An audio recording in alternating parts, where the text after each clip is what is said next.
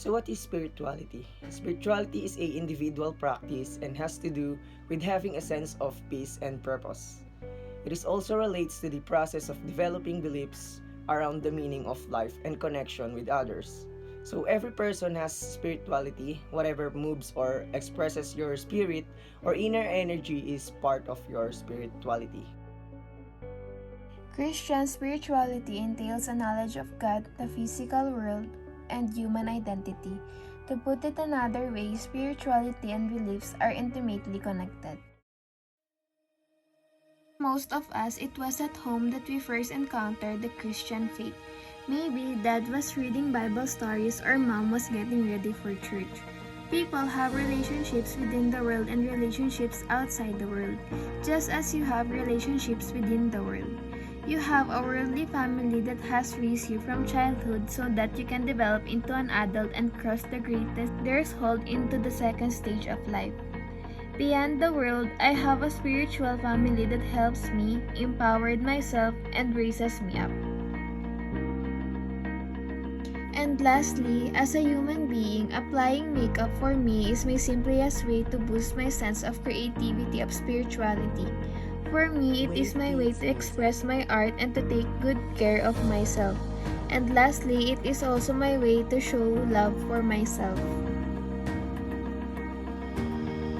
Spiritual truth is the opening of the mind and acknowledging that life is not all about what we experience with our senses. That we are not created to live a life motivated only by experiencing what the physical world offers. It is the knowing of a bigger purpose made possible by something greater than ourselves. A being not bounded by space and time, having faith without seeing or hearing. It is a personal relationship with something unknown to humanity and is not possibly understandable with the human mind. Our existence are not brought forth only by our physical body and will not cease to exist even after our last cell loses its life.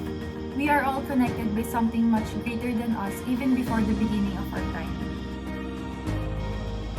Working out gives me time to work myself mentally and physically. This is my way to improve my body and mind. It helps me boost my health, mood, and self-confidence. Every time I work out, it makes me feel better about myself, and my mind feeds me more meaningful and positive thoughts. My spirits are higher, and I just feel more motivated to do things. This is how I strengthen my spirituality and give my life a deeper meaning. I'm still working on myself each day, and I can say that I am happier, healthier, and more confident than ever now.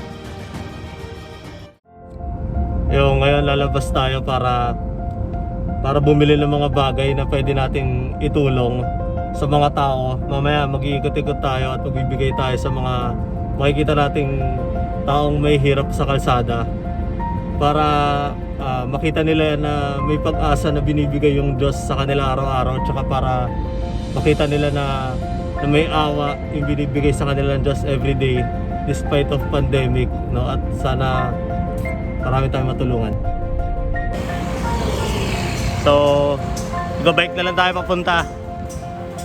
Samahan niyo ako.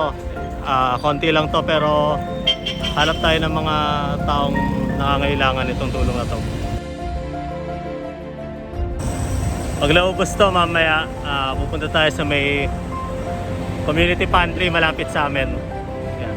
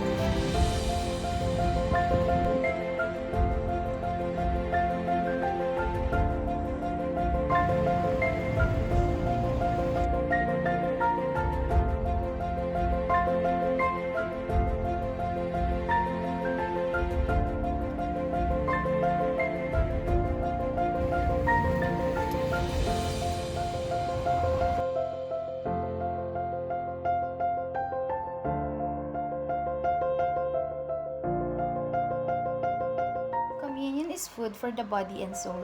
In Holy Communion, within the Holy Eucharist, We relieve Christ's passion and resurrection from the dead. In this way, we can feel the pain, the cruelties, and the humiliation brought about by the Romans on Jesus Christ, whom Pilate himself could not bear, so he washed his hands to show his protest. In communion, we follow Christ because he said in his Last Supper, "This is my body," and gave it to his disciples. Eat it and the wine, for it is his blood to drink. We feel spirituality within us in Holy Communion. If the family is a happy family, truly God is on their midst, and so spirituality follows. A good tree bears good fruit, and so is a good family also bears good children. So follows spirituality, because it is a reflection of your character from the parents themselves, showing love and affection for each other at all odds. The parents' immeasurable love for their children is itself spirituality. It is my family that provides happiness to me in many ways. Whenever I feel down and lonely, talking to them allows me to come back to my original self.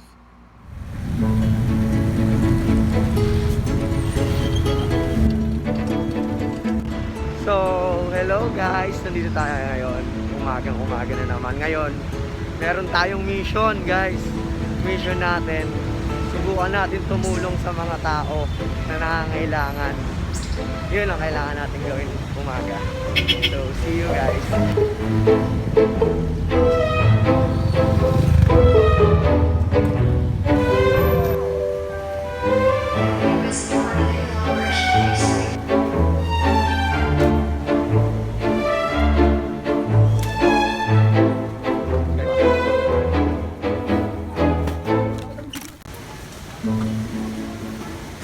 So yun guys, nakita namin si tatay dito natutulog. And siya na sigurong bibigyan natin. So ayun tay, mayroong tulong po kasi tayo para po sa project namin. Ito po si tatay. So tay, meron kaming ibibigay sana sa'yo. Kahit hindi po siya sobrang dami. Pero po, baka po makatulong din po sa inyo tay. Salamat. Ito po. Ano po bang pangalan niyo tay? Ano ang pangalan niyo tay? Alam ako sa pangalang Andy. 49 years old. Lagi po kayo nandito tayo. Sige po tayo, pasensya na, konti lang po pero baka po makatulong sa inyo tayo. Gandang araw po tayo Sumayin na po ba kayo? Kumain na ako kanina. Kaya ayos naman. Thank you, sir. Sige po, wala pong ano man tayo. God bless po. Thank you po.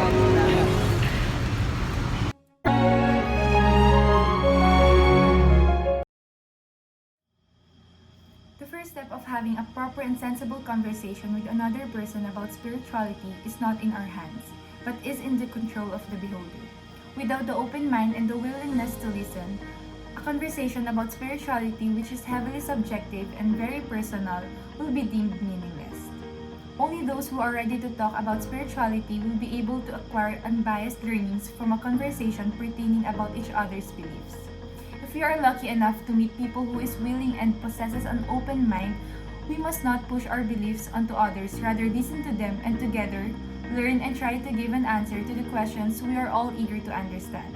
We must learn from one another and respect our interpretations of what may be the key to a life fulfilled, a life fully connected to one's spiritual truth. Christian spirituality is all over the world, except those countries that are non-Christian, of course. In the same way as in countries of different culture but same spirituality, because the Bible teaches same scriptures, same teachings brought down by Jesus himself, through man and through God, and not otherwise with the poor. People may have different culture, but being humane is one and unique.